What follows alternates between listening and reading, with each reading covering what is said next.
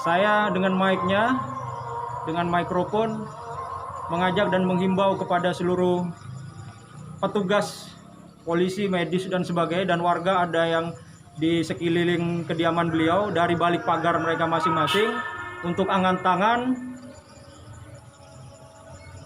Ayo, kita bisa. Semangat, sembuh, semangat. Seperti itu. Dan alhamdulillah, ini yang ingin kita tunjukkan kepada seluruh masyarakat dimanapun berada, bahwa warga Kota Mamuju tidak mengucilkan, tidak mencemooh rekan-rekan atau keluarga kita yang saat ini sedang sakit, baik ODP, baik PDP atau positif. Ini bukan wabah, bukan aib yang harus dikucilkan. Ini adalah ujian dari Tuhan dan mereka harus diberikan motivasi.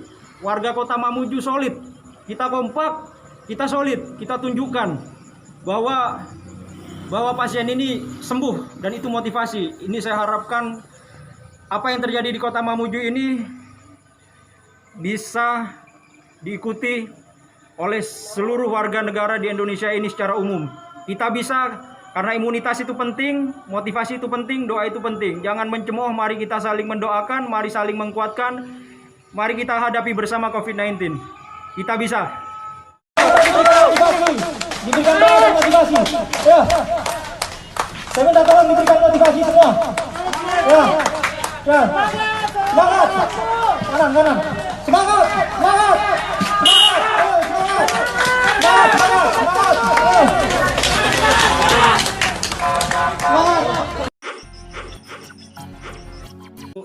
Bahwa kita dilatih bukan untuk berlari atau melarikan diri, kita dilatih untuk bertahan dan menyerang. Artinya kita harus hadapi semua kenyataan ini karena tanggung jawab integritas kita. Kita memegang apa yang diamanatkan, yang diperintahkan oleh Bapak Kapolri, Jenderal Polisi Dr. Andes Idam Aziz MSI. Ya, kita sebagai anak buah yang loyal kepada beliau, pemimpin di Polri, kita laksanakan. Dan alhamdulillah di lokasi kita awali dengan doa bersama, dipimpin salah satu ustadz yang ada di tempat itu, baru kita bergeser ke lokasi.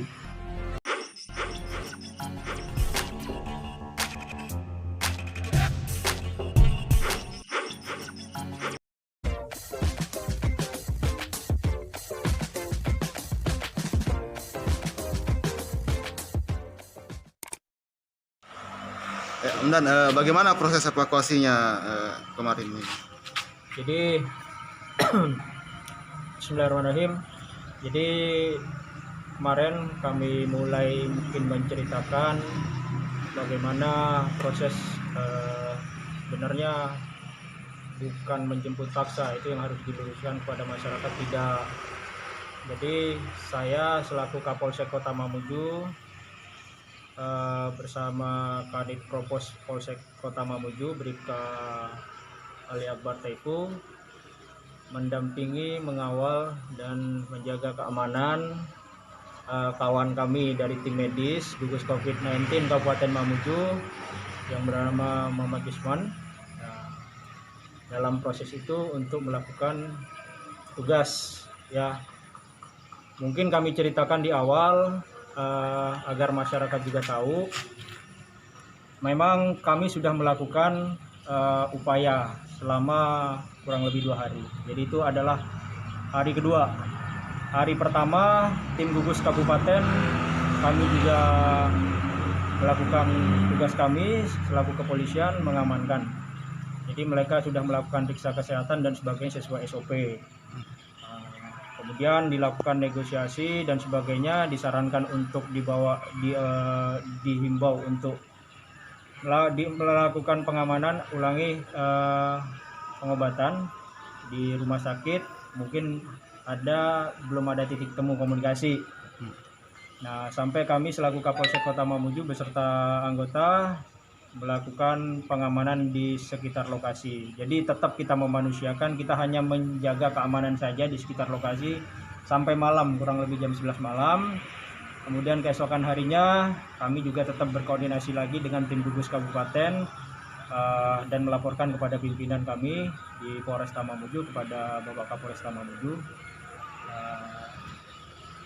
Sampai malam, paginya kami juga mendampingi tim sampai pagi hari. Kemudian kami juga tetap pasang mata pisang telinga, melakukan himbauan dan penggalangan kepada masyarakat dalam rangka langkah-langkah edukasi dalam rangka pencegahan COVID-19.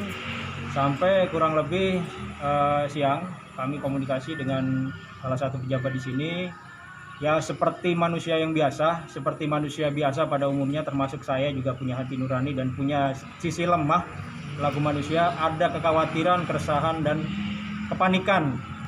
Sampai kurang lebih ada sekitar 20 orang dari warga yang berdomisili atau tinggal di sekitar rumah beliau yang bersangkutan, salah seorang pejabat di lingkungan Provinsi Sulbar, ya kalau tidak salah dalam eselon 2.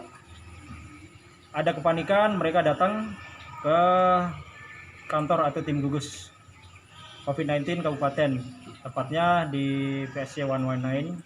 Jadi salah seorang pejabat menghubungi kami datang ke sana, kami kapasitas melaporkan kepada Bapak Kapolresta Mamuju.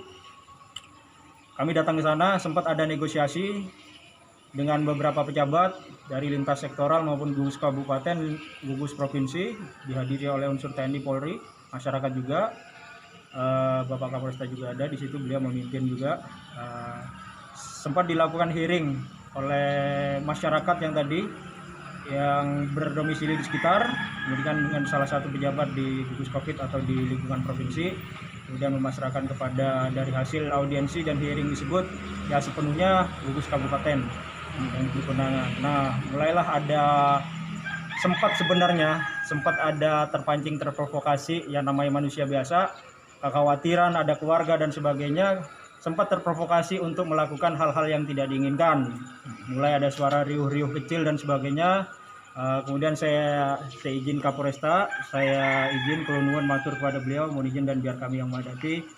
Akhirnya saya melakukan audiensi dengan beberapa warga tadi, dan saya sampaikan kepada mereka tentang bahwasanya gugus kabupaten, saya bukan pengambil keputusan, tapi saya koordinasi dengan gugus kabupaten bahwa memang akan diambil keputusan, ambil sikap bahwa akan disarankan untuk dilakukan penanganan medis di rumah sakit, bukan di rumahnya. Saya berikan awalnya sempat ada riuh-riuh dan sempat ada provokasi kecil. Kemudian saya berdiri menemui bapak-bapak, saudara-saudara saya, warga yang ada di sekitar situ, yang ada di kantor itu. Saya berikan pemahaman, Bapak, Ibu, saudara-saudara semua, lihat saya, jangan panik. Sempat ada dialog, saya sampaikan, mereka bilang mereka tidak akan melapor ke petugas lagi kalau tidak ada tindak lanjut karena kekhawatiran kami. Sudah ada yang terpancing akan mendatangi lokasi rumah tersebut. Itu realnya di lapangan. Saya menyampaikan kepada mereka, tabe, bahasa sininya, minta tolong. Lihat saya buka masker kemarin, saya sempat buka masker seperti ini kepada warga, bapak-bapak semuanya. Lihat saya, bapak-bapak lihat wajah saya. Saya kemarin sempat mengevakuasi, sempat melakukan upaya hal yang sama pada warga yang informasinya positif. Mungkin baru analisa, baru hasil rapid test. Saya sekarang akan turun mengamankan langsung ke lapangan. Jadi saya minta tolong tidak ada yang terprovokasi, semuanya sabar. Apabila ada terprovokasi, sempat ada bentrok, konflik, yang justru akan ada penyebaran COVID-19, musibah atau wabah, penyebaran virusnya. Saya minta Bapak semuanya tenang. Akhirnya ya mereka melihat saya, alhamdulillah mereka percaya, dan saya matur lagi kepada Bapak Kapolresta untuk diperkenankan berangkat, bukan di bawah perintah atau tekanan. Saya menawarkan diri dan saya maju. Saya karena kemarin sempat ada, karena terdadak, tidak ada kesiapan mental, mungkin ada sebagian yang mungkin belum yakin 100%, akhirnya saya maju untuk mengamankan. Saya ajak Kanit Propos saya, Bribka Ali Akbar Taifu. Saya sempat ajak beliau untuk membantu mengamankan. Saya sampaikan kepada Pak Ali Akbar Taifu bahwa kita dilatih bukan untuk berlari atau melarikan diri. Kita dilatih untuk bertahan dan menyerang. Artinya kita harus hadapi semua kenyataan ini karena tanggung jawab integritas kita. Kita memegang apa yang diamanatkan, yang diperintahkan oleh Bapak Kapolri, Jenderal Polisi Dr. Andes Idam Aziz MSI. Ya, kita sebagai anak buah yang loyal kepada beliau, pemimpin di Polri, kita laksanakan. Dan alhamdulillah di lokasi kita awali dengan doa bersama dipimpin salah satu ustadz yang ada di tempat itu, baru kita bergeser ke lokasi. Kita bertiga, jadi tenaga medisnya Pak Yusman, kemudian dari kepolisian kami berdua. Jadi itu awal kita keberangkatan ke lokasi. Yang membuat Bapak turun langsung negosiasi pasien ini yang membahayakan ini apa, Pak? Jadi terus terang kami juga manusia biasa dengan keterbatasan dan rasa takut juga, tapi saya yakin tugas ini adalah tugas mulia. Meskipun sempat saya ditelepon oleh istri saya via telepon sebelum itu, istri saya menelpon bagaimana situasi istri saya Ibda Novera. Saya bilang via telepon, ya cukup saya mohon doanya saja karena saya akan melaksanakan tugas ini. Saya tidak minta pertimbangan, tapi saya hanya minta doanya saja. Habis itu handphone saya berikan kepada anggota. Sempat ada memberi apresiasi, memberi semangat kepada pasien ini. Kemudian ketika kami bertiga mendatangi lokasi kediaman salah satu pasien tersebut yang di kediamannya bersama keluarganya, kami sempat datang masuk ke kediaman. Sebelumnya memberikan himbauan dari jauh sebagai salam, kami masuk sesuai SOP dengan APD lengkap. Kami melakukan negosiasi. Mungkin awalnya sempat ada tanya jawab. Kami berikan keyakinan kepada beliau bahwa ini murni demi kebaikan. Kita bukan bahasa yang menjemput paksa, tidak, tapi menyarankan dan mengajak serta menghimbau untuk ikut ke rumah sakit beserta keluarga demi kesehatan beliau, kesehatan keluarganya, kesehatan masyarakat, dan kenyamanan semuanya. Saya sampaikan dan saya yakinkan kepada beliau beserta keluarga bahwa saya selaku Kapolsek dan warga mendukung dan mendoakan keselamatan dan kesehatannya. Dan begitu beliau sudah berkenan, kendaraan sudah siap, sebagai bentuk motivasi, saya dengan mic-nya, dengan mikrofon, mengajak dan menghimbau kepada seluruh petugas polisi, medis, dan sebagainya, dan warga ada yang di sekeliling kediaman beliau, dari balik pagar mereka masing-masing, untuk angkat tangan. Ayo, kita bisa. Semangat, sembuh, semangat.